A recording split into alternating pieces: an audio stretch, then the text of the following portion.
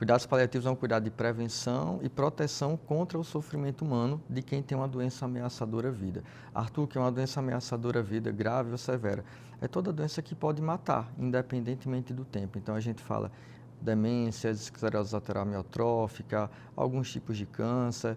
Então todas essas, insuficiência cardíaca grave, DPOC grave, todas essas doenças de um modo ou de outro, independentemente do tempo que o paciente tenha, elas podem levar ao falecimento desse paciente.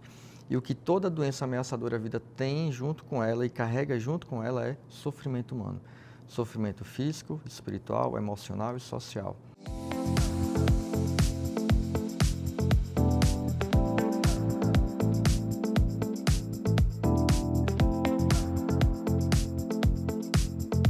E antes de começar o episódio de hoje, eu quero apresentar e agradecer com muito carinho os nossos patrocinadores, que acreditaram nesse projeto desde o início e tornaram o consultório aberto ainda mais especial. A começar pela Cerrado Chic, uma loja que eu simplesmente amo. Com curadoria impecável em peças de decoração, móveis e itens exclusivos. Foi a Cerrado Chic que assinou toda a ambientação do nosso cenário. Com bom gosto, originalidade e aquele toque que faz toda a diferença.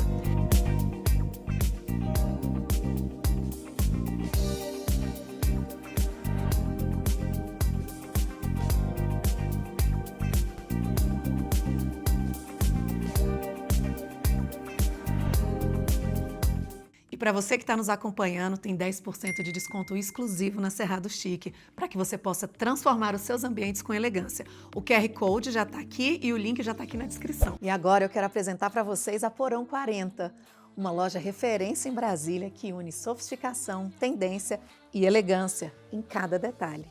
Responsável pelos meus looks, a Porão 40 reúne peças de alfaiataria impecável, vestidos versáteis e uma curadoria que traduz o melhor da moda atual. Com novidades praticamente todos os dias, a loja está sempre conectada com o que há de mais relevante no universo fashion. Perfeita para mulheres que buscam autenticidade e estilo em cada escolha.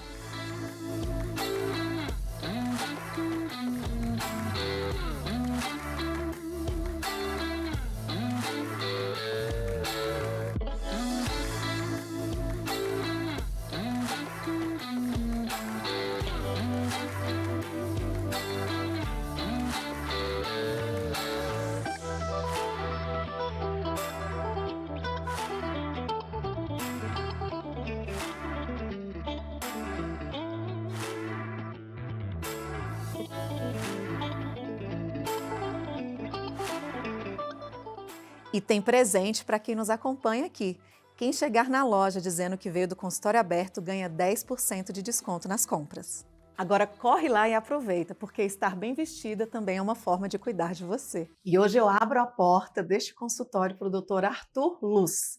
Falei com ele, mas eu não vi esse nome Luz aqui no seu sobrenome. Ele é da minha avó e mesmo que não tenha vindo para o meu nome, eu aderi. Esse é meu nome artístico. Isso, exato. Ou seja, temos um médico, artista, poeta aqui hoje. É um prazer te receber aqui. Seja muito bem-vinda, Arthur. Obrigado. Prazer, Carol. Prazer estar aqui com vocês, conversando um pouquinho sobre cuidados paliativos, sobre vida, sobre finitude.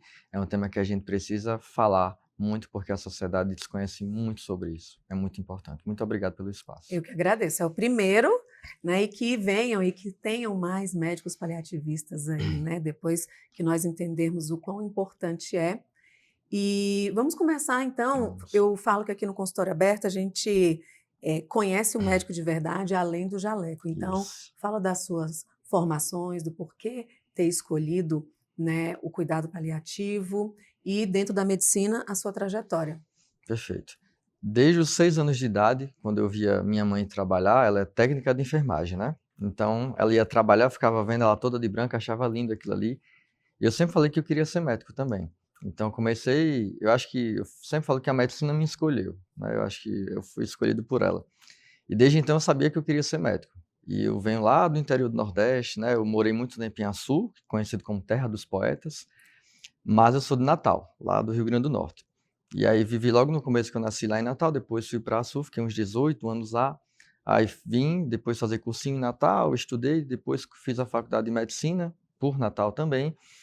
E lá no meio do caminho, assim, terceiro, quarto período, eu conheci um vídeo um TED da doutora Ana Cláudia Quintana Arantes, que é uma médica paliativista, uma das maiores referências que a gente tem no Brasil.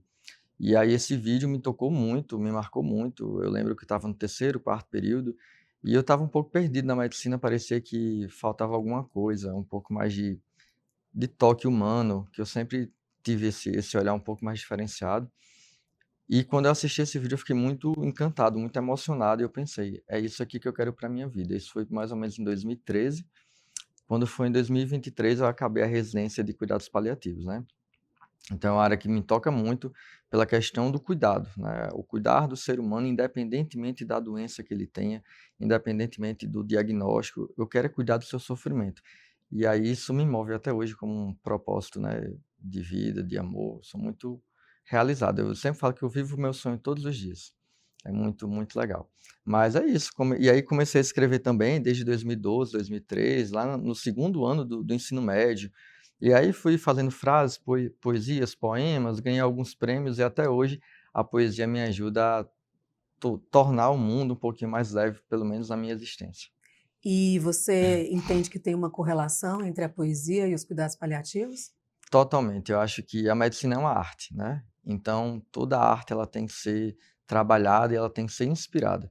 E eu vejo que a medicina se perdeu um pouquinho, se perde um pouco no caminho às vezes, está muito muito mercado, né, muito voltado para o mercado. E eu acho que isso se perdeu um pouquinho, eu acho que medicina é arte, e a gente tem que retomar um pouquinho isso, essa questão do cuidado do ser humano, cuidar do sofrimento, e a poesia ela é isso também, né, ela é uma arte, né, ela vem como uma inspiração, isso me ajuda tanto a refletir melhor, a um dia mais difícil em relação ao trabalho que eu faço, dar uma desopilada, ficar mais relaxado, então um dia que eu estou um pouco triste, né, passo por um sofrimento com algum paciente, eu vou lá e escrevo uma poesia, escrevo um poema, isso me ajuda a ficar um pouco mais tranquilo. E resgata um pouquinho esse valor de medicina como arte, né. Acho isso Maravilha. muito importante. E em Brasília hoje você está atuando em pelo menos 3 hospitais, fora a docência, que também já está atuando, né, como professor de outros médicos. Conta um pouquinho pra gente onde você está e o que na verdade, como é que você consegue Dá conta. administrar essa dinâmica de 3 lugares diferentes, fora as aulas? Isso, todo mundo pergunta como é que eu estou dando conta, tá bem desafiador. Mas acho que quando tem muito amor e propósito pelo que a gente faz, fica um pouco mais fácil, mais leve, né. Mas hoje, atualmente, eu estou no Hospital Águas Claras, Hospital Brasília Unidade Águas Claras, como responsável técnico dos cuidados paliativos lá. Estou também no HUB, também como responsável técnico, tentando estruturar o serviço no hospital universitário.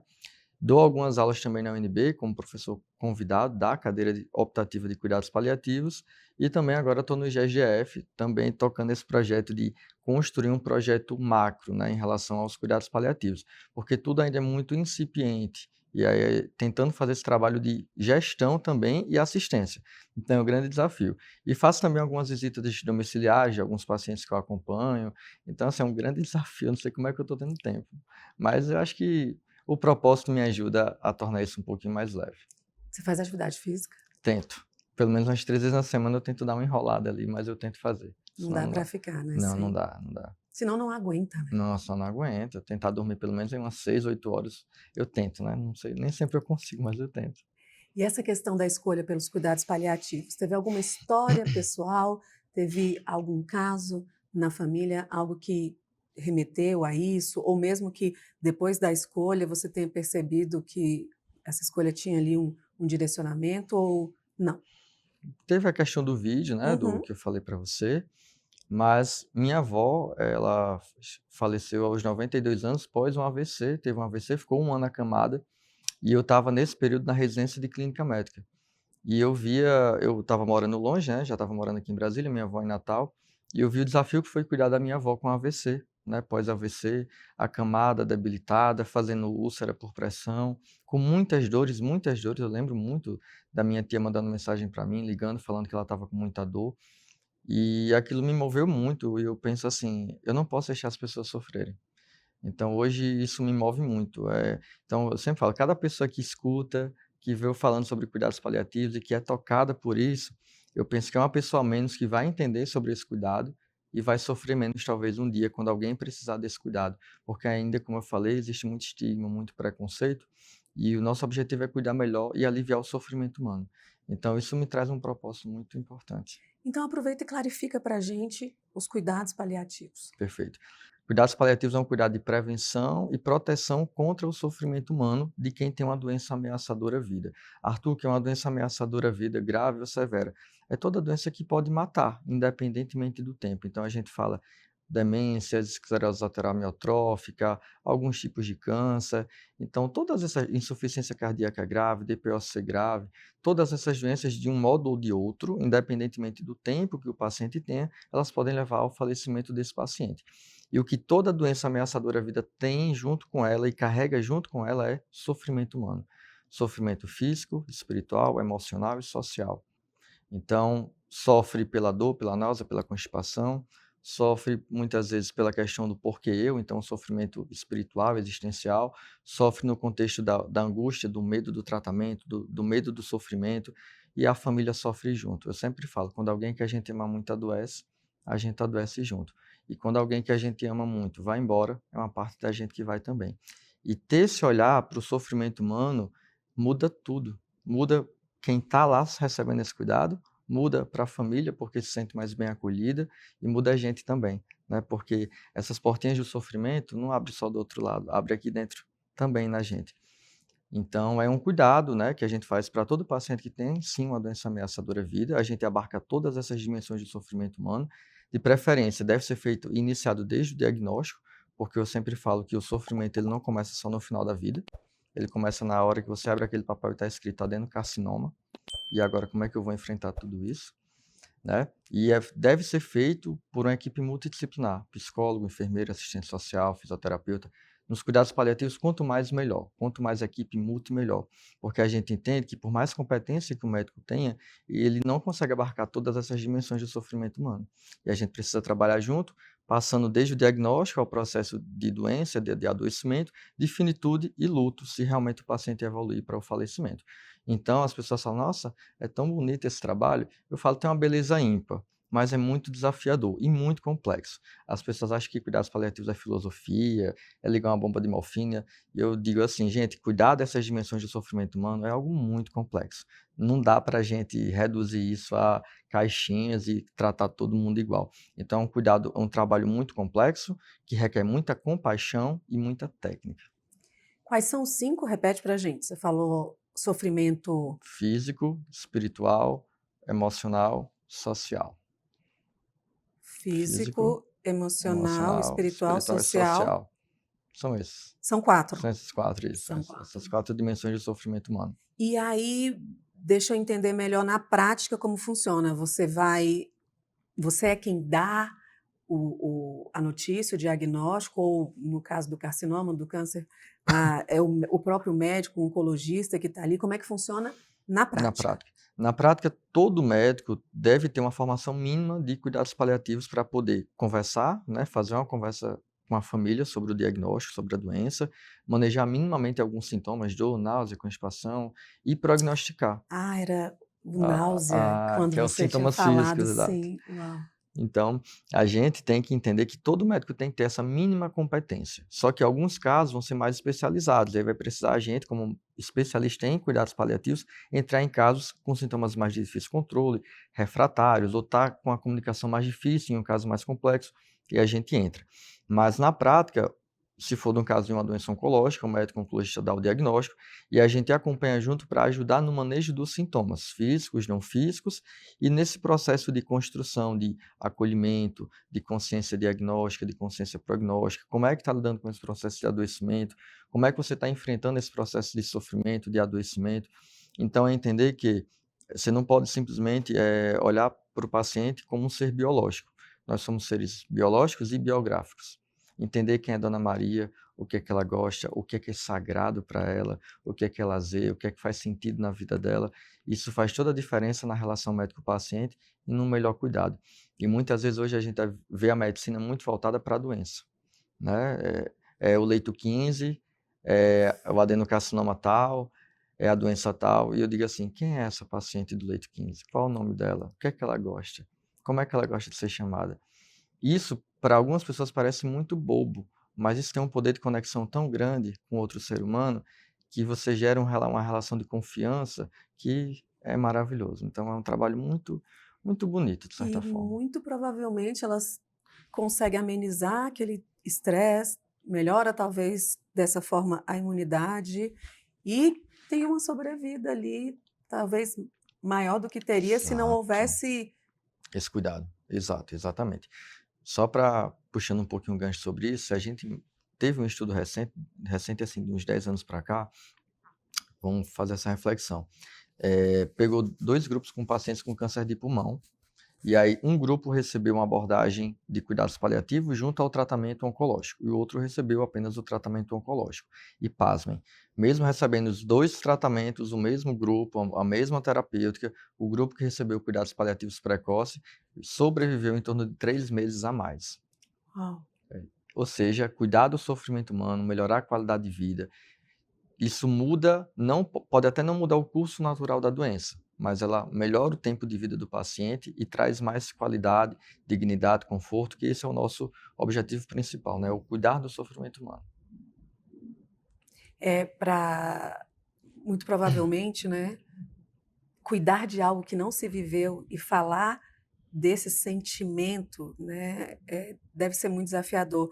Eu, toda vez que estou aqui, ontem mesmo a gente estava numa entrevista e ele falando de hormônio, né, a tríade principal, eu conseguia imaginar ali o pâncreas, conseguia Uhum. imaginar o rim, só que agora, por mais que a gente busque falar desse sofrimento, porque o ser humano que já está ali e ele imagina, não, ele sabe que não tem cura. Eu vou morrer. A gente sabe que vai morrer, tem gente que morre de medo e já vive, né, numa Isso. tensão. Imagina realmente você. Tá vivenciando isso, né? Então é importante a gente pensar. Eu sempre falo assim, olha, eu não gosto de romantizar a morte. Eu acho que bonito é a vida, bonito é viver, né? Ver o nascimento de uma criança. A morte não tem beleza, mas ela não precisa ser feia, sofrida, cheia de aparelho, revestida de ausências, longe de quem a gente ama. Então, quando a gente fala em cuidados paliativos, em especial no contexto da finitude da vida, é respeitar o processo natural, né? Nós somos seres finitos e o processo de adoecimento na vida do ser humano é um processo esperado. Não tem como vivermos sem adoecer. Eu sempre falo, se você não quer adoecer, então você vai ter que morrer mais cedo ou morrer de uma forma muito rápida, porque não tem como viver 50, 70, 80, 90 anos e não passar por um processo de adoecimento. Então, que a gente tenha a coragem de enfrentar esse processo de adoecimento com sabedoria e revestido, protegido por pessoas que não vejam a gente apenas como uma doença, vejam a gente como um ser humano que tem os seus sofrimentos, tem a sua biografia e que isso precisa ser levado em conta na hora de cuidar dessa pessoa, né? Não só como uma doença, mas como um ser biográfico que tem a sua história de valores, tem os seus mecanismos de enfrentamento e que isso faz toda a diferença na hora de ser cuidado. Então, viver a finitude da vida e ter essa consciência da finitude da vida, ela nos ajuda a usar o tempo com mais, digamos assim, sofisticação. Eu tenho consciência da finitude da minha vida e eu consigo entender o que é importante. E muitas vezes a gente se prende a coisas tão banais no nosso dia a dia e esquece que a gente está deixando de viver muitas coisas mais importantes e vai valorizando coisas não tão importantes assim. E saber muitas vezes que você tem uma doença grave e ameaçadora à vida que está em progressão faz a gente refletir sobre o nosso tempo. Então, que a gente não espere passar por um processo de adoecimento muito grave para valorizar as pessoas que a gente ama, o tempo que a gente tem, porque se tem uma coisa que eu aprendi nessa jornada dentro dos cuidados paliativos, é valorizar ainda mais o tempo que eu tenho, porque eu não sei o quanto tempo eu tenho, e estar mais perto de quem eu amo, estar mais em família, porque isso realmente é o que a gente vai levar no final da nossa história. Sim. E para quem não sabia, para quem está entendendo agora, eu peço por esse médico ou em todos os hospitais já tem um ali de Ah, prontidão? Como é que funciona? queria muito dizer que todo hospital tem cuidados paliativos, mas infelizmente ainda não é uma realidade. As pessoas muitas vezes falam assim: nossa, que pena estar em cuidados paliativos ou estar recebendo uma abordagem de cuidados paliativos. Existe muito isso ainda. E eu falo que pena não. É a certeza, ou pelo menos uma certa garantia, que esse paciente vai ser ainda melhor cuidado do que ele já era, ou vai ser mais bem cuidado. Porque a gente vai, como eu falei, olhar para aquele sofrimento e vai cuidar melhor daqueles sintomas físicos, não físicos, acolher o sofrimento humano nas suas diversas dimensões. Hoje, no Brasil, poucos serviços têm cuidados paliativos com uma equipe mínima, pelo menos, né? A gente chama equipe mínima, médico, enfermeiro, psicólogo e ou assistente social, né? Entendendo essa dimensão do sofrimento humano. Pouquíssimos hospitais hoje no nosso país têm esses serviços completos ou minimamente estruturados. E o que eu estou tentando fazer, tanto no IGES, no Hospital Águas Claras, no HUB, é ajudar a estruturar um pouco melhor esses serviços para que um dia quem precise dele receba. Em torno de 56 milhões de pessoas no mundo necessitam de cuidados paliativos, anualmente. E essas pessoas, poucas recebem, em torno de 14% recebem esse cuidado. Ou seja, como é que se morre no nosso país quando a gente compreende a finitude da vida? Se morre em sofrimento, com dor mal controlada, com falta de ar, ou dentro de uma UTI, entubado, porque falaram que intubação era uma medida de conforto, intubação não é medida de conforto. Então, tem muito que se avançar, tem muito que se crescer, mas eu, como eu sempre falo, cuidados paliativos, ser paliativista é um trabalho de resiliência e de compaixão. E eu tenho paciência, então eu vou tentar seguir nessa jornada aí, porque tem muita gente que precisa viver a vida com mais dignidade e conforto, e essa é a minha missão, meu propósito. Que legal. E é interessante o que você falou, me remeteu também a uma outra entrevista que nós tivemos aqui. O Dr. Paulo, ele falou que a mulher foi normalizada a dor para a mulher desde Nossa, cedo, demais. né? Tá com cólica, é normal, né? É normal, isso é coisa de mulher. Foi sensacional ver isso, porque realmente não é Não é normal. normal. E aí, para a morte, a gente ouve assim, poxa, mas fulano morreu, foi melhor. Estava sofrendo demais. Enquanto você estava falando, me veio essa frase, ou seja, a morte não precisa, mesmo que você já saiba Sim. que seja um sofrimento ali. Exato, exato. E isso acontece muito, Carol. As pessoas, elas, eu vejo muito isso acontecer. Não, tem câncer, então é normal ter dor. É normal estar passando por esse sofrimento. E eu digo, e assim, às vezes faço até uma comunicação um pouco violenta. Eu penso assim: se fosse a sua mãe, você ia falar que era normal ela estar com dor? Não, mãe, você está com câncer. É normal você ter dor. É assim mesmo. E eu fico pensando, é isso que a gente tem a oferecer para as pessoas como profissional de saúde? Não é possível que seja isso. Então, é entender que a gente não pode normalizar o sofrimento humano. Não pode achar normal sentir dor, não pode achar normal ter náusea, ter constipação, ter tristeza, ter angústia. Claro que nem tudo a gente vai conseguir resolver, mas a gente sempre consegue aliviar, né? Curar nem sempre, mas aliviar a gente sempre consegue, nem que seja um pouquinho, para tentar transformar esse momento um pouquinho mais leve ou menos sofrido. Nesse caso, indo para a prática, você vai indicar um antidepressivo, um Isso, ansiolítico, que alguém estaria, isso, não precisa fazer isso, para que mais remédio? Já está perto de isso, morrer mesmo.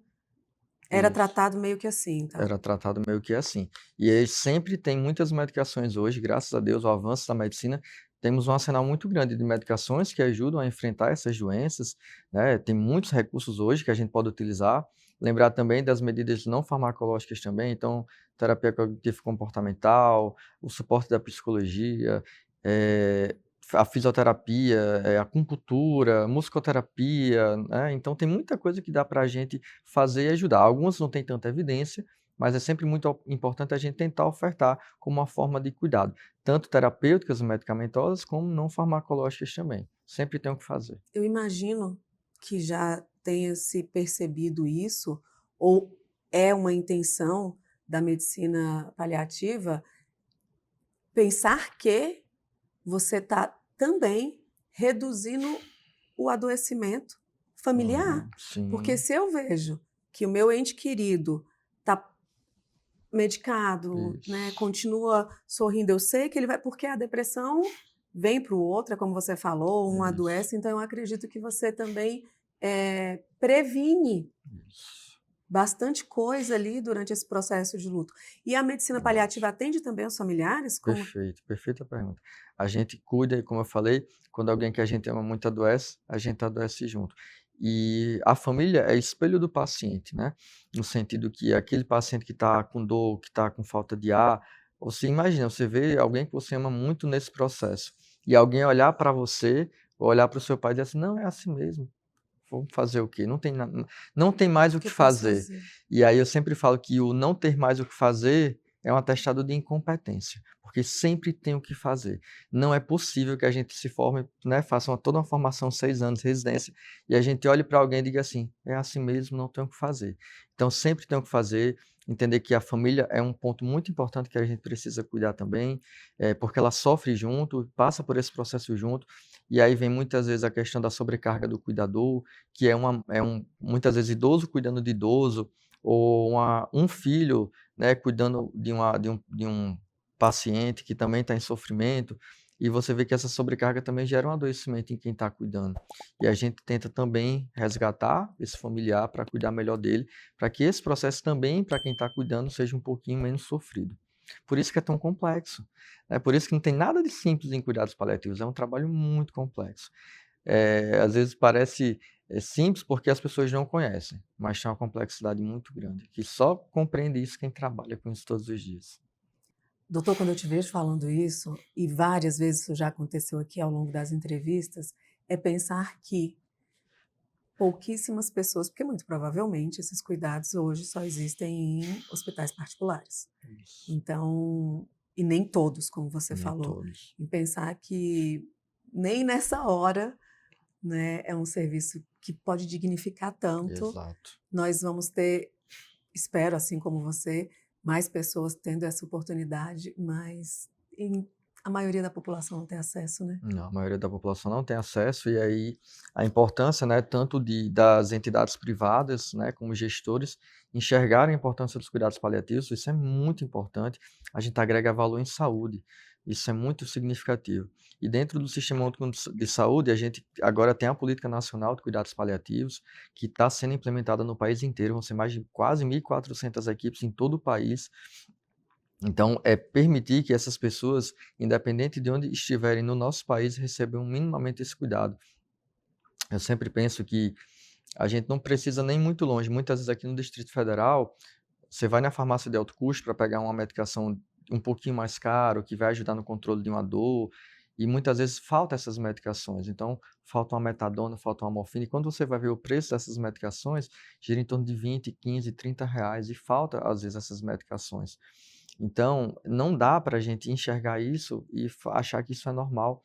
Agora você imagina isso lá no norte do nosso país, lá no interior do Nordeste. Como é que as pessoas passam por esse processo de adoecimento? Com profissionais que não sabem o que é cuidados paliativos, com familiares que se assustam com essa palavra e em um local que não tem minimamente as medicações para controlar uma dor, uma falta de ar. Então, falar sobre cuidados paliativos vai falar sobre dignidade humana. E é isso por isso que é tão importante. Então, eu acho que Deus, eu acredito muito em Deus, ele me deu esse propósito de vida, né? Se eu pudesse ser paliativista o resto da minha vida, eu vou ser, porque é o que me move. Eu olhar para trás um dia e pensar assim, olha, eu aliviei muito o sofrimento das pessoas, esse é o legado que eu deixei.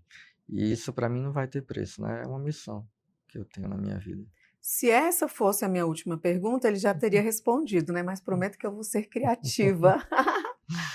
Doutor Arthur, quando eu ouço alguém falar, né? Você falou, a gente não pode achar que isso é normal. A gente não pode achar que isso é normal.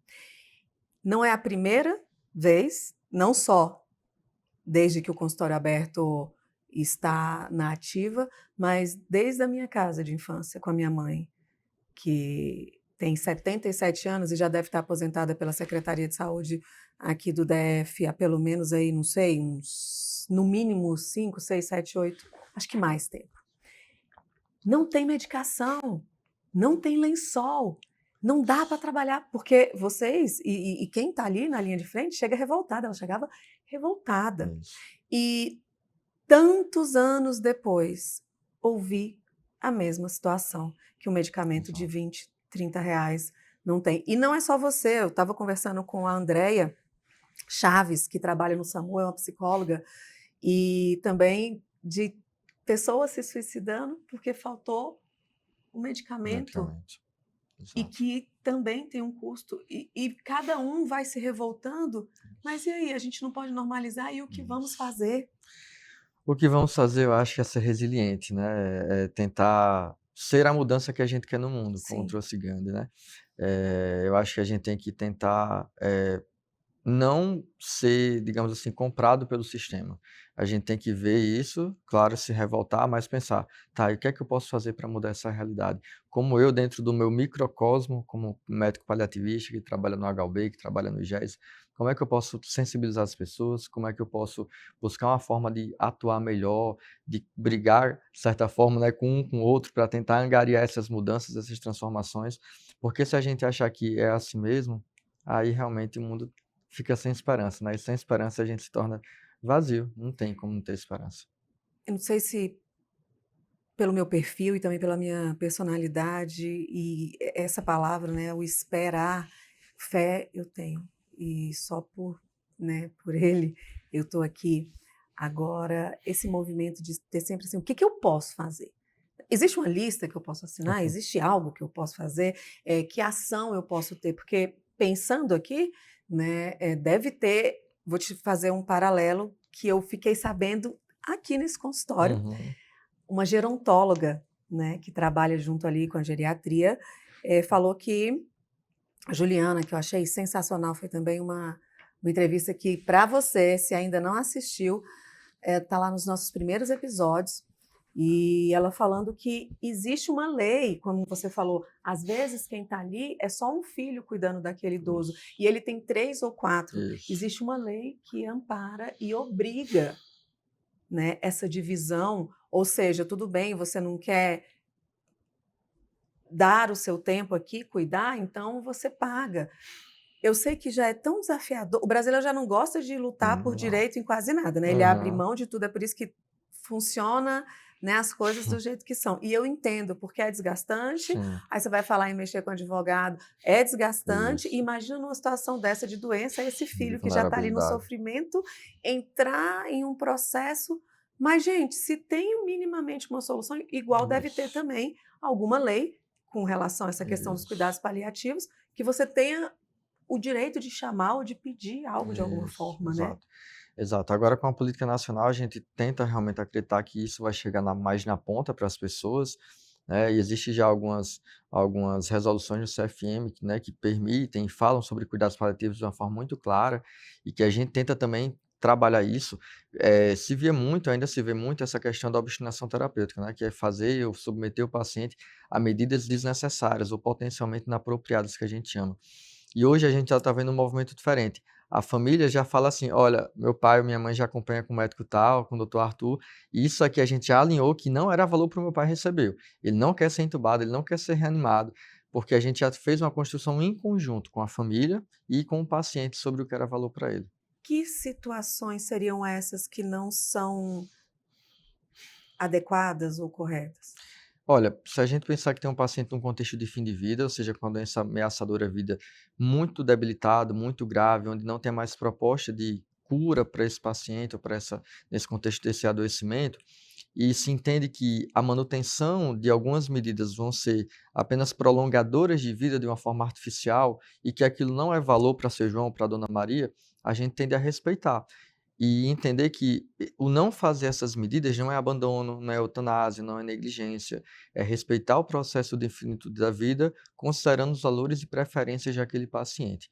Então, se tem uma doença ameaçadora à vida, está no contexto de fim de vida, ou seja, com um processo de adoecimento muito avançado, e se entende que aquelas medidas são inapropriadas, baseadas nos seus valores e não nos meus valores, a gente entende que a gente não vai mais submeter aquele paciente àquelas medidas X, Y, Z, ou seja, entubar, reanimar, ir para uma UTI, porque tudo isso, eu sempre falo, hoje a medicina avançou tanto que a gente consegue prolongar muito a vida das pessoas. E que bom que a gente consegue fazer isso, né?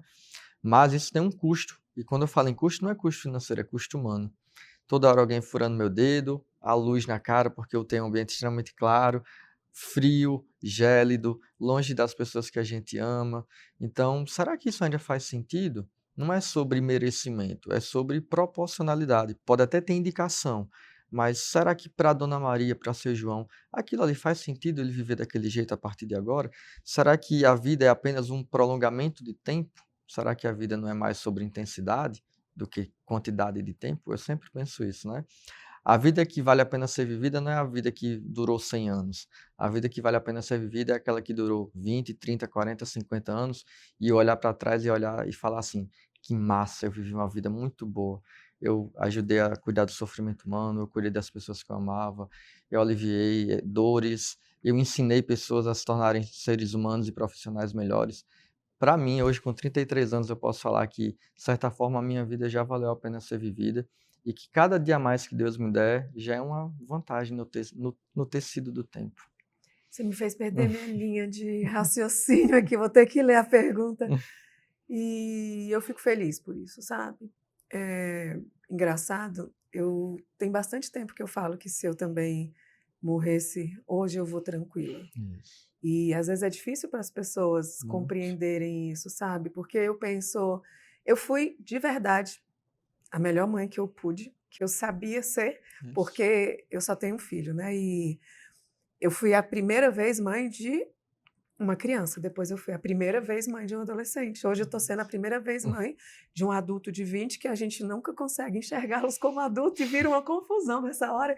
Por que você ainda me trata assim? Eu não sei, é muito mais rápido para você que está vivendo do que para mim entender. Isso, exato. Além da minha vida, a sua, né? Isso. E eu me lembro que quando eu comecei a trabalhar, eu trabalhava numa joalheria. E a primeira vez que eu tive condição de dar um presente bom para minha mãe, que eu dei uma joia, eu era novinha já. Eu comprei um brinco de ametista simples. E aquilo para mim, Significou tanto. muito. Porque era assim, eu dei o melhor que eu pude na primeira oportunidade, né, que eu tinha.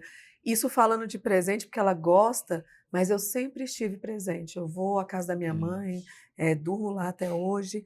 E eu falo que também, se a minha mãe for hoje, Arthur, hoje. E não é porque a gente nunca brigou, porque a gente não discute, porque ela é um general. A gente discute até hoje, acho ótimo, porque agora que ela tá mais quietinha, é uma coisa que já começou a doer, que ela não tá se metendo tanto. Cadê minha mãe? Né? Não é sobre isso. Mas eu também vou em paz. Exato.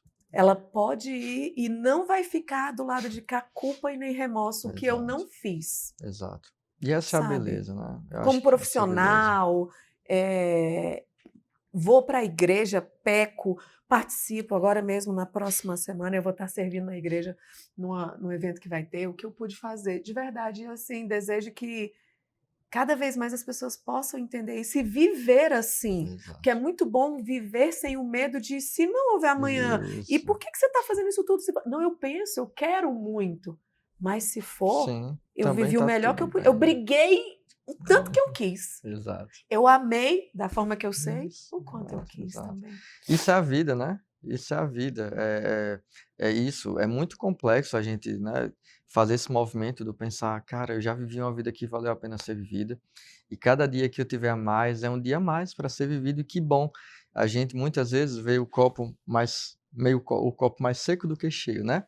E eu sempre tento ver o copo meio cheio do que meio seco, porque eu acho que é uma forma mais fácil de enxergar a vida, de entender a dinâmica, entender que tudo é muito mutável, tudo se transforma, tudo muda, e a gente precisa tentar entender essa dinâmica da vida para que o processo de vida, e quando chegar o processo da nossa morte, a gente seja um pouquinho mais leve e diga assim, estou em paz, eu fiz o que eu queria fazer, eu fui quem eu queria ser, eu entreguei o que eu podia entregar, eu dei o melhor de mim, e agora chegou a minha hora de descansar. E quando a gente entende isso, tanto para nós, como seres humanos, que a gente não tem uma doença ameaçadora à vida, quanto para um filho que está vendo sua mãe morrer, ou um irmão que está vendo seu outro irmão morrer, isso fica mais fácil. Um dos maiores processos de sofrimento é quando a família não entende o processo, não aceita. E se torna muito desafiador quando a gente não aceita esse processo. E quando a gente vai olhar para trás, o que é que está por trás de tanto sofrimento? Infelizmente, muitas vezes é ausência, culpa, remorso. Omissões. Isso. Então, que a gente seja realmente a nossa melhor versão todos os dias. Não é fácil, mas a gente tem que tentar. E tem que conseguir, sabe? Eu falo sempre isso nas minhas mentorias com os meus pacientes, com todo mundo, que às vezes alguém fala assim, tenta pegar. Ela fala que eu vou tentar, eu falo, então tenta pegar essa caneta. Tenta. Você pegou, né? Então devolve. Eu quero só que você tente. Porque o tentar não existe. Ou você consegue ou você não consegue.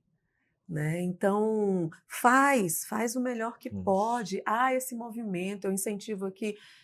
queira e tenha uma consulta onde você pode perguntar, é o seu Isso. direito de compreender, não dá para, eu não entendi direito, mas ele Uhum. mandou tomar esse Uhum. remédio. Como assim?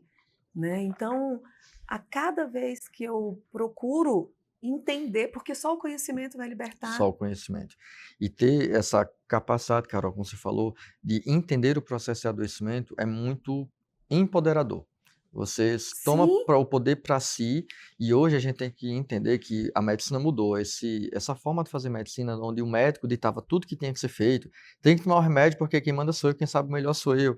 Isso mudou. A gente precisa virar essa página e entender que a tomada de decisão, quando envolve dilemas éticos, questões de manter ou não uma quimioterapia, uma radioterapia, entubar, reanimar, uma dieta, coisas que são muito complexas, que podem definir se alguém vai viver ou morrer, ela precisa ser discutida com a família, precisa. Isso é sine qua non, não tem como ser diferente. sim. E muitas vezes, infelizmente, eu estou vendo colegas médicos tomarem decisões unilaterais. Não, a gente já alinhou que não vai fazer medida X, Y, Z. E eu falo assim, você conversou com Com quem sobre quem? isso? Você sabe que o paciente ele está entendendo o que está acontecendo? Ele tomou conhecimento sobre isso? A família está entendendo? Então, isso até beira questões judiciais, Sim. né? Então, a gente entender que a tomada de decisão hoje em relação à questão de cuidados paliativos, de cuidados de saúde, ela precisa ser compartilhada, conversada, dialogada. E para isso existir, isso tem que ter conhecimento. Dona Maria, a gente vai optar por esse caminho porque a gente acredita nisso, nisso, nisso. Os prós são esses, os contras são esses.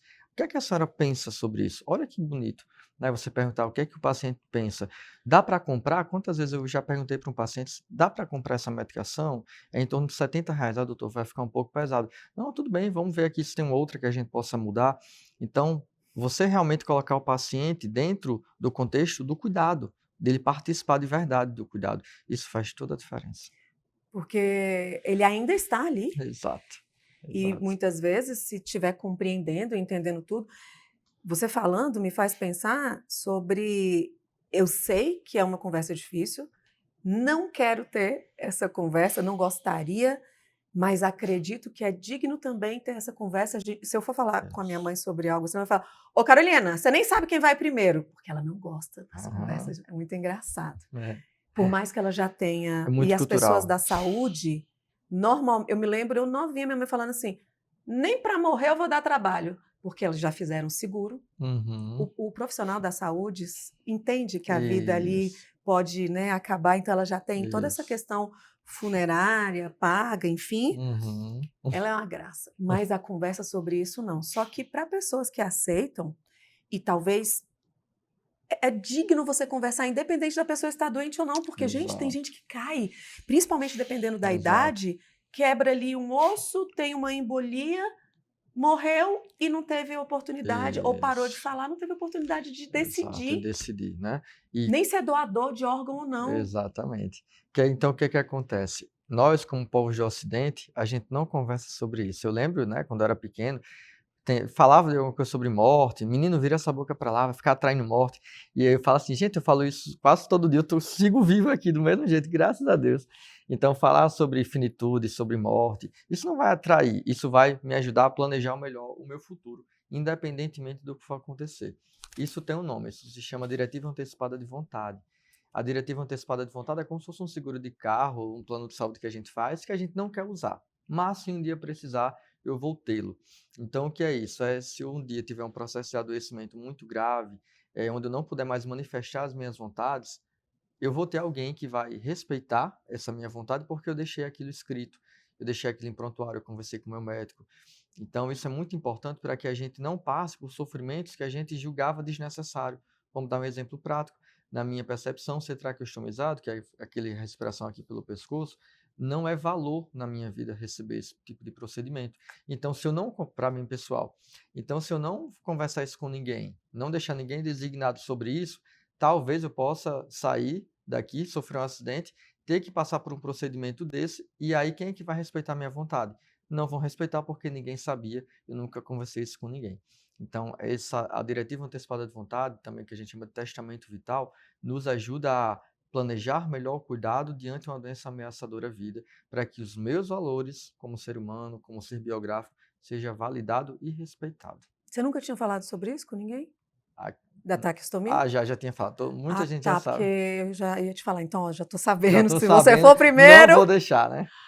Ai, você vê, antes de falar isso, fazer essa brincadeira, eu pensei, gente, o que alguém pode pensar, porque você não pode brincar, né, sobre algo, pelo menos deixar leve, porque não é desrespeitoso, porque sobre Sim. morte é algo. Sim, exato.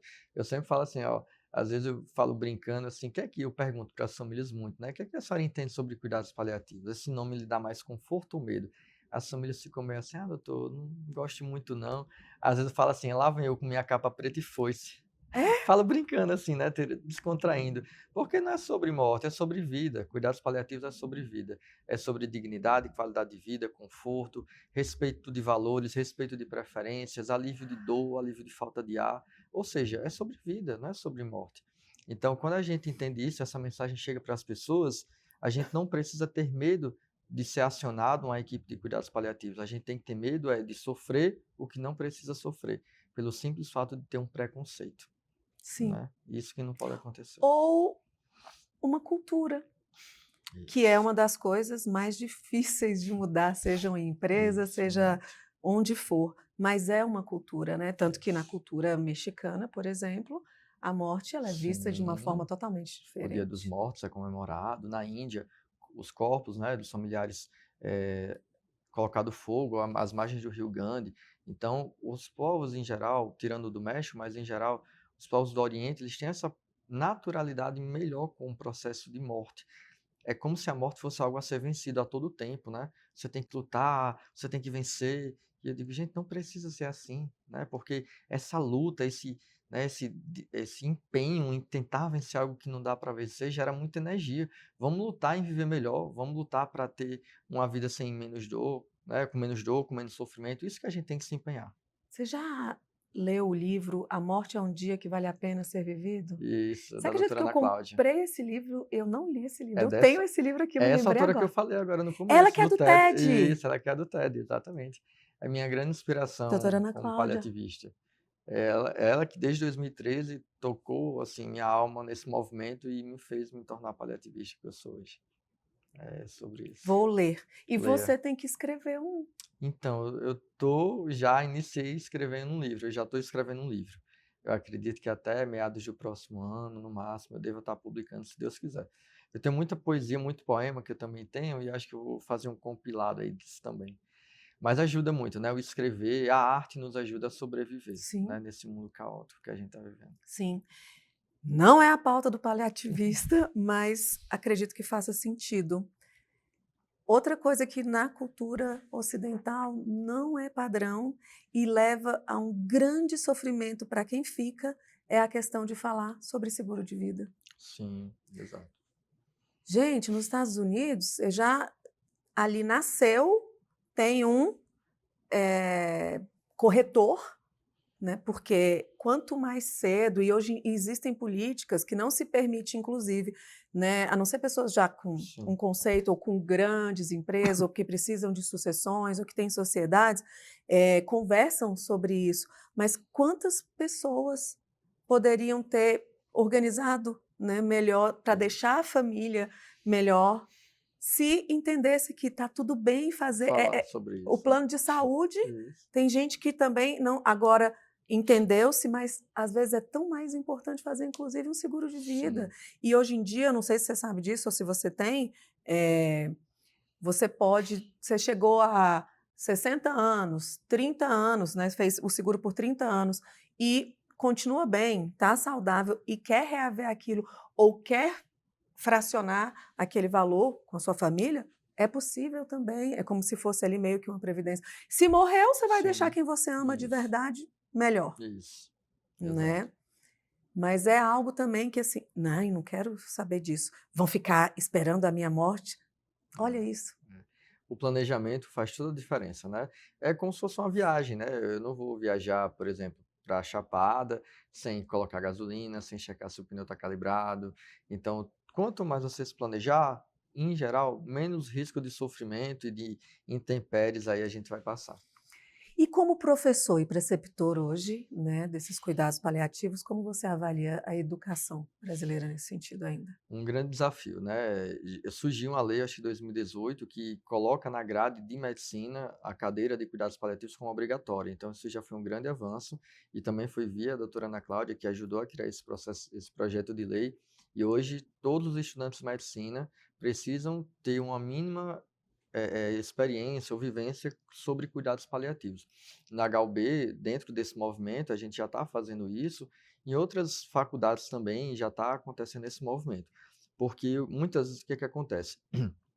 O graduando, ele sai da faculdade sem nem saber o que é cuidados paliativos. Ouviu falar em uma aula muito pontual sobre cuidados paliativos. E hoje, vendo os estudantes rodando comigo, os internos de medicina, né, no 12º período, o quanto isso impacta na vida deles, né? Então, eles rodam em geral comigo 2 semanas, eles olham assim para mim, caramba, Arthur, foi fantástico. Como é que a gente, né, ia se formar sem conhecer isso, sem saber sobre isso, sem entender que não precisa estar morrendo para receber esse cuidado, entendendo que a beleza da medicina não é a cura, é o cuidado. A cura sempre vai ser muito bem-vinda, mas o cuidado é o que a gente não pode deixar de ter. Então, eu sempre falo, os cuidados paliativos, ele traz a essência do que é a medicina, que não é a cura, é o cuidado. E quando você se conecta com o que é a essência daquela coisa, você volta a se reapaixonar. E eu vejo muito isso, né? Às vezes os estudantes, né, pelo que eu venho conversando com eles, eles meio que vão se perdendo no caminho. E quando eles passam comigo pelos cuidados paliativos, eu vejo que eles ficam assim impactados, meio que apaixonados mesmo. Você olha, a gente pode cuidar melhor, a gente pode ver um paciente de uma forma diferente, né? E aí você lembra o que fez você escolher a medicina. Eu sempre falo isso, que a gente nunca esqueça o que fez a gente escolher ser médico, que pelo menos para mim foi uma vocação. E quando a gente faz esse movimento de lembrar o que é essência, a gente, apesar de todas as intempéries, de todas as questões, a gente diga, caramba, eu me formei para isso e eu tenho que cuidar melhor. Então isso realmente muda a vida deles, eu percebo isso, tem uns insights muito bons, e não só na medicina, em outras cadeiras, como a enfermagem, a fisioterapia, isso também está começando a ser construído como uma cadeira, uma matéria obrigatória, né? Todo profissional precisa saber um pouco sobre cuidados paliativos. Para mim, isso é essencial. Sim. E todo precisa saber, mas se houvesse a possibilidade de dizer isso é o mínimo, o que seria pelo menos o razoável e o que seria o Perfeito. ideal? Existe em algum país? Uhum. Você conhece algum local que trata isso de outra forma e que tem uma outra grade, por Uhum. exemplo, enfim? Sim. Alguns países na América do Norte, Canadá, Estados Unidos, isso já é muito mais bem implantado. Na Europa também, existe já as cadeiras, as matérias de cuidados paliativos, mestrado. Então, isso já está muito mais enraizado do que na nossa cultura. A gente aqui praticamente não tem quase nada. Faculdades pontuais que existem ainda falar sobre cuidados paliativos. Eu espero que daqui a uns 10 anos, todas as faculdades de medicina do Brasil tenham essa cadeira de cuidados paliativos, porque o médico precisa sair com essa formação mínima. Quando eu falo mínima, é basicamente 3 coisas, né? Controle básico de sintomas, náusea, constipação, diarreia, falta de ar. Prognosticar é olhar para aquele paciente e dizer, eu acho que esse paciente tem indicação de receber uma abordagem da equipe de cuidados paliativos. É você perceber que ele está muito frágil, que ele está muito vulnerável, que ele já está a maior parte do tempo acamado, sentado ou deitado, e que isso pode ser um indicador que ele precisa receber esse cuidado. E além disso, a questão da comunicação. O médico não sabe se comunicar, não sabe. A gente acha que se comunicar é falar, mas é muito mais além disso. Então, uma comunicação de uma notícia difícil, falar, olha, infelizmente, sinto muito comunicar que o paciente está com essa doença. Então, muitas vezes a gente vê comunicações muito violentas dos profissionais, né? Às vezes dá um óbito de uma forma muito grosseira, ou fala que está com câncer de uma forma muito grosseira. E a gente não pode ser mais um vetor de sofrimento para aquela família. A gente tem que ser um vetor de alívio de sofrimento e de cuidado. Então, ter essas 3 competências mínimas, prognosticar, controle de sintoma e uma comunicação, isso é o mínimo que todo médico tem que sair da faculdade sabendo fazer. A população está envelhecendo, as doenças crônico-degenerativas estão aumentando cada vez mais e cada vez mais vão ter pacientes que têm esse perfil que vão precisar desse cuidado. Até porque a expectativa de vida aumentou Isso, bastante, né? exato. Enquanto você falava isso, acredito inclusive que não só nas cadeiras da medicina, mais da psicologia, da Isso. fisioterapia, porque eles vão também estar lidando com essas Demais. pessoas. E é tão engraçado como não se olha realmente ali o coração, né, a emoção. Sim, o racional, tá aqui o remédio para a dor, Uhum. mas e como é que você está se sentindo? Você acredita que Exato. eu fiz uma fertilização há, sei lá, 5 anos ou mais Uhum. atrás, e o resultado, quando os óvulos não evoluíram ali, o embrião não evoluiu, é por e-mail. Nossa. Você consegue imaginar? Sentir? Não. E espero que não, que você consiga ter aí seus filhos, se esse for seu sonho. Mas eu tô falando de uma pessoa que já Já era tem mãe. isso, exato. Agora você imagina um investimento de no mínimo aí 25.000, Sim, tantos mil, seja o que for, e toda aquela expectativa, todo aquele contato que você tem ali com o médico, as injeções, e na hora de não, o quinto dia, sexto dia, você liga, olha o seu e-mail, a gente está mandando por e-mail. E é por e-mail. Foi nossa. assim. Sim. Perde a sensibilidade, né? Tudo está muito mecanizado, Por que que burocratizado. nesse protocolo não foi colocado lá atrás que não, você volta, ou quero conversar com Conversa, exato. você, oi, eu estava com você durante todo esse Isso, tempo. Vamos exato. continuar, porque normalmente quando isso acontece, dependendo da pessoa, é não quero mais saber disso. Isso, exato. Eu sou uma, né? Mas não por isso. Mas imagine o quão desafiador e o quão dolorido.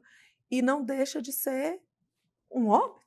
Sim, exato. E é É um igual não sofrimento, tem mano. cuidado ou tempo de luto para a mãe que perde um bebê. Não, só 2 meses, só 3 Isso, meses, exato. né, era só um. E a expectativa, e a esperança, e o pensar no nome, e a roupinha. Tem tanta coisa que, né, a gente é desafiador. Espero que possamos de verdade aí Mudar um pouco isso. evoluir. Como é que funciona a sua mentoria? O Ai, que que você oferece? Se eu fosse médico, eu ia fazer. ô, meu, obrigado. Então, a Mas minha. acredito que se você abrir vagas para outros profissionais, irei fazer. Nem que seja para estar te ouvindo e ver esse coração e ver você multiplicando isso. É claro que a gente acaba de se conhecer, mas é muito perceptível quando os olhos gritam verdade, né? Que você Exatamente. consiga mesmo multiplicar e transferir isso para os seus alunos. Exato. Eu, apesar de, né, pouquinho tempo formado, tenho 7 anos de formado, eu comecei esse projeto de mentoria esse ano, que meu papel, assim, o que é que aconteceu? Eu fiz residência de clínica, né, que é uma formação de 2 anos aqui em Brasília. Depois eu fiz a residência na Secretaria de Saúde, que foi no Hospital de Apoio, que é aqui também em Brasília. É uma formação espetacular de cuidados paliativos, profissionais maravilhosos, meus professores foram incríveis, sou muito apaixonado pelo local, por eles, tenho muito carinho, e isso acabou me ajudando a ter um gabarito um pouco diferente na minha formação, né, ter feito clínica, depois de feito paliativos, ser especialista em bioética, e nesse meio tempo eu fiz a preceptoria de residência, então eu trabalho com estudante, eu gosto de ensinar, eu acho que eu também nasci para ser professor, eu amo ensinar, é maravilhoso, isso é incrível. Tem coisa que tem preço, tem coisa que tem valor. E ensinar é valor para mim.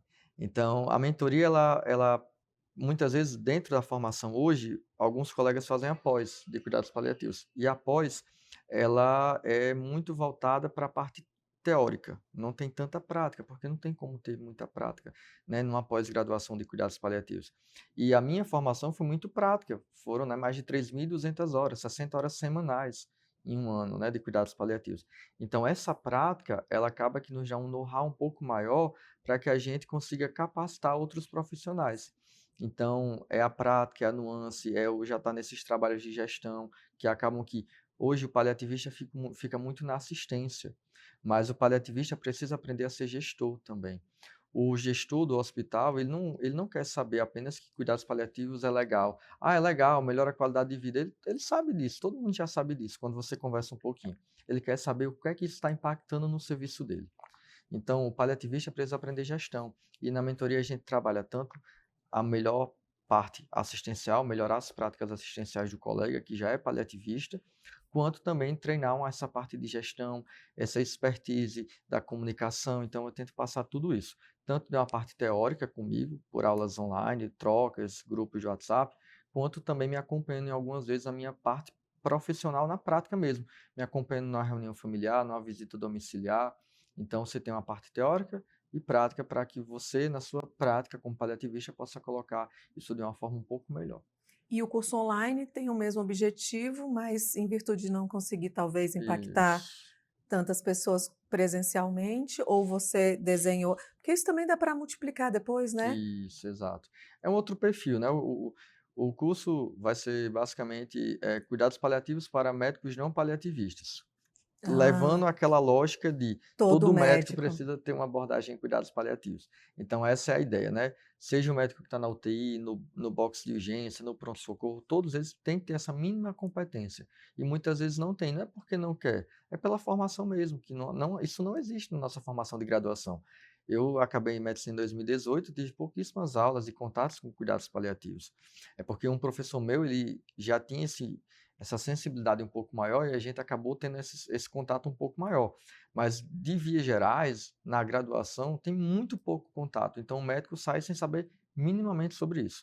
Então, o curso é mais voltado para esses profissionais que nunca tiveram a mínima prática sobre cuidados paliativos e ter essa capacidade de ter esse know-how, esse treinamento mesmo. Então aproveita diretamente na câmera, convida esses profissionais que entrem em contato com você para pegar a data e até inspirar na diferença que faz na sua vida isso. Demais.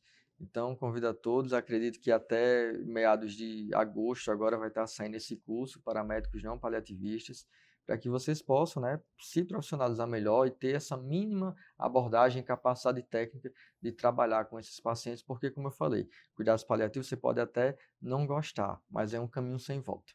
Cada dia mais se fala mais sobre isso, os pacientes em sofrimento, a família se empoderando dos cuidados, e a gente tem que entender que isso vai ser extremamente necessário para que a gente possa cuidar melhor dos nossos pacientes. Eu tenho uma pergunta aqui, Pode perguntar. né, quando estava te pesquisando, falando sobre a compaixão, a empatia, e a pergunta seria, né, como é que você coloca isso na sua prática de trabalho?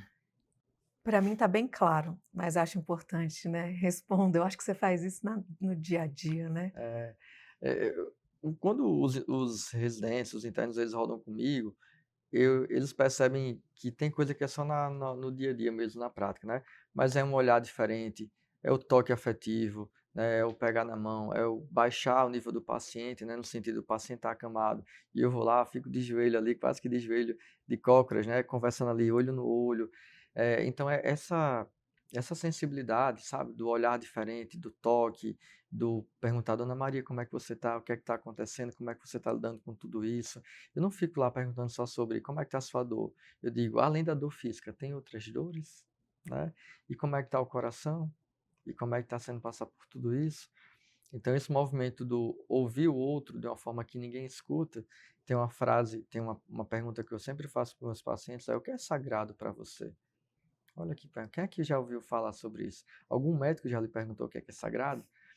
Perguntar o que é sagrado tem um poder tão grande assim de vinculação, porque eu tento trazer para o paciente aquilo que é sagrado para ele. É a mãe, é o pai, é o irmão, é o time de futebol. O que é inegociável na sua vida que eu posso trazer para mais perto de você? Então isso tem um poder de vinculação muito grande. Isso é empatia, compaixão. É olhar para a dor do outro e pensar, caramba, podia ser em mim, podia ser meu pai, podia ser minha mãe. E fazer esse trabalho, dói em mim também. Então, tem dias que eu saio muito sofrido mesmo, assim. Tem dias que eu choro, que eu fico mal, os internos que rodam comigo, eles veem isso acontecer. A gente se emociona, a gente vibra junto quando as coisas dão certo, a gente chora junto, a gente se abraça, porque no dia que a medicina, né, não me tocar mais desse jeito, é porque eu perdi a minha essência. Eu não vou ser mais um médico, eu vou ser um técnico que sabe muito de medicina. Mas a medicina ela é uma arte, né? É a arte de cuidar. E a dor do outro tem que doer em mim. Tem que doer. No dia que não doer mais, tem algo muito errado comigo. A gente só precisa, dentro dessa linha tênue, separar o que é meu e o que é do outro, senão a gente adoece. Mas é muito importante ter esse movimento de sentir a dor do outro, de ter compaixão, de ter empatia, porque isso faz toda a diferença. Para eles e para a gente também. Muitas vezes é melhor não falar sobre isso, porque, né, eu vejo melhor não falar no sentido de outros profissionais, porque não falando eu não abro essa portinha dentro de mim. Eu só pergunto da doença e pronto. Mas quando eu pergunto sobre o que é o processo de adoecimento para o outro, o que é sagrado, como é que ele está enfrentando tudo isso, eu abro uma portinha de sofrimento nele, mas que vai fazer toda a diferença, mas em mim também, porque aquilo me machuca. E essa cotransferência, ela sempre vai existir e precisa existir. Então, ter esse movimento de sentir a dor do outro é o que de fato eu acho que torna a gente mais sensível e muda Gente, gente, né? Mais humano mesmo. É isso. uma história marcante, Ah, realmente são tantos, são marcante. tantos. Imagino que são Ah, vários são nesse vários. caso, mas algo que você vai saber qual Vou. escolher Não vou para. citar nomes, Sim. mas tem uma paciente que ela tem 4 filhas, acho que as filhas, elas me acompanham, me conhecem. É uma paciente que eu cuidei no final do ano passado. Ela tinha um câncer já muito avançado e a família me contratou para fazer esse cuidado com essa paciente. E ela estava internada no hospital aqui em Brasília, e um dos maiores desejos dela era ir para casa. Né? Entendendo o contexto de finitude da vida, a gente organizou tudo isso para ela conseguir ir para casa. A gente conseguiu dar alta para ela com todo o controle de sintomas adequado, foi para casa, vivenciou as 2 últimas semanas perto de quem amava, tomando vinho com as filhas, uma coisa assim fantástica. Não tem como explicar. E no dia 19 de outubro, eu faço aniversário dia 20. No dia 19 de outubro de 2024, ano passado, eu fui fazer uma visita para essa paciente. Era um sábado de manhã, nunca vou esquecer. E estava lá as 4 filhas e ela. No final da noite desse dia, eu estava no meu aniversário, ela faleceu. Quando eu fui ver ela estava sentadinha na cama, e a primeira pergunta que ela fez para mim foi assim: doutor, eu estou morrendo? E eu falei: infelizmente você está partindo, está morrendo sim. E foi um momento assim de muito sofrimento, mas de uma beleza ímpar, né? As filhas fizeram as suas despedidas, foi um momento assim, todo mundo chorando junto ali, mas eu sempre falo que nos cuidados paliativos, muitas vezes a gente não salva um ser biológico, uma vida física, mas a gente salva legado, uma vida histórica que se foi, mas que deixou seu legado para suas filhas, que se despediu, que se reconciliou com quem queria se reconciliar e deixou uma mensagem de amor para aquela família. Então, tem coisas que eu falo, tem coisas que têm preço, tem coisas que têm valor. E ter vivenciado esse momento foi uma das coisas mais marcantes da minha vida, na minha história, que eu nunca vou esquecer. Então, isso toca muito a gente. Assim, não é bonito fazer isso, mas tem uma beleza ímpar de um sofrimento e que muda e transforma a gente de uma forma muito singular. E eu tenho certeza que para aquelas filhas aquele momento foi muito, muito importante também. Elas vão assistir, eu tenho certeza que elas vão lembrar do que eu estou falando. É isso. Complexo. Uma mensagem para médicos que decidem, né, estão decidindo e que acredito que muito provavelmente depois de te ouvir, que realmente esse programa, esse podcast possa. Eu não tenho dúvida do quão longe ele vai chegar, e eu não tenho dúvida que ele vai chegar exatamente onde Deus quer que ele chegue. Exato, exatamente. E um conselho para esses médicos, né, aí recém-formados ou se formando. Eu acho que o conselho que eu posso dar como ser humano, além de médico, é não normalize um sofrimento humano. Não achem normal alguém ter dor, alguém ter sofrimento, alguém estar com falta de ar. Olhem para aquele ser humano como se fosse seu pai e sua mãe, porque isso realmente é o que vai fazer a virada de chave na vida daquelas pessoas, né? A gente já está vivendo um mundo de tanto sofrimento, né? Pessoas com muita vulnerabilidade, ninguém está no hospital porque quer, ninguém está com câncer porque quer. Aquelas pessoas estão em sofrimento. E ter esse olhar compassivo para o sofrimento humano, isso é transformador. Transforma eles, transforma a gente e faz que a nossa vida tenha mais propósito, né? É aquilo que eu falei lá no começo. Eu olhar para trás um dia e olhar e falar assim, a minha vida valeu a pena ser vivida. Isso para mim não tem preço. Então, se eu posso deixar a mensagem, não negligenciem o sofrimento dos pacientes de vocês, porque isso realmente é muito, muito importante, que a gente cuide sempre, mesmo que a cura não seja possível. E para o ser humano, Ai, e para os pacientes, e para a gente, para os pacientes, qual é a sua mensagem? a mensagem, eu acho, viva todos os dias como se fosse o último, porque pode ser mesmo. E não viver de uma forma irresponsável, mas viver de uma forma amorosa. Não espere amanhã para pedir perdão para alguém que você nunca perdoou, para ligar para alguém que faz tempo que você não liga, né? Não adie a sua vida para o amanhã, porque pode ser que não tenha o amanhã. Então, viver o hoje, estar perto de quem a gente ama, falar o que a gente sente. Muitas vezes eu vejo que as pessoas têm muita dificuldade de falar o que sente. Eu digo, se inunde disso, fale o que você sente. É tão bom as pessoas saberem que a gente ama elas, que a gente é amado, né? Então, saiba que, né, somos seres amados, mas a gente precisa saber que é amado e precisa falar sobre isso, né? Então, viva a vida, né, como se fosse uma jornada, né? Se está passando por um processo de adoecimento, passe por esse processo de adoecimento como uma jornada e não como uma luta, né? Tem que lutar contra o câncer, eu digo muito, gente, a gente tem que lutar para ter uma vida boa, para viver sem sofrimento. Então, que a gente se empenhe cada vez mais em viver com amor, perto de quem a gente ama e com a vida que tenha propósito. Porque quando a gente vive uma vida com propósito, tudo fica mais leve. Quando chegar o nosso fim de vida, mais uma vez a gente vai olhar para trás e vai dizer que vida massa que eu vivi. Apesar dos pesares que teve, eu vivi uma vida que valeu a pena ser vivida na minha jornada. Eu tenho uma curiosidade pessoal. E seu pai? Meu pai está vivo, graças a Deus. Tá Casado bem. com sua mãe? Casado com minha mãe, isso, maravilhoso. São Ave Maria, um em carne, um vive pro outro. Lá em Natal, né? Então, sempre que eu posso, eu tô lá. Março, minha mãe veio para cá, passou 15 dias. Aí agora no São João, como um bom nordestino, eu fui dançar forró, comer milho, canjica, pamonha, buchada, essas coisas que eu gosto muito. Arroz de leite. E aí agora em setembro, aniversário de manhã, eu vou para lá. Então, assim, é tentar, de uma forma ou de outra, sempre estar perto deles, porque é o que a gente vai levar na nossa vida, né? Que bom. Olha, de verdade, obrigada mesmo, foi sensacional. Eu nem tinha expectativa sobre, mas acredito que se tivesse, com certeza ela teria sido assim superada. Que bom. Estou muito feliz mesmo. Agradeço a oportunidade, o espaço e que, como eu falei, que essa mensagem chegue para muitas pessoas, não por mim, mas pela mensagem que ela carrega, para que a gente não normalize o sofrimento humano e se tiver alguém que esteja no processo de sofrimento, que ele seja minimamente aliviado, né, pelos cuidados paliativos. Sim.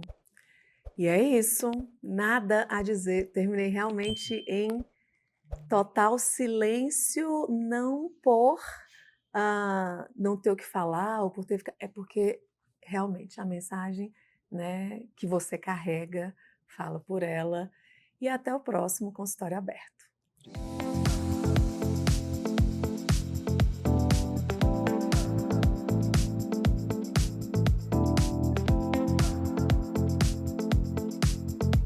E antes de começar o episódio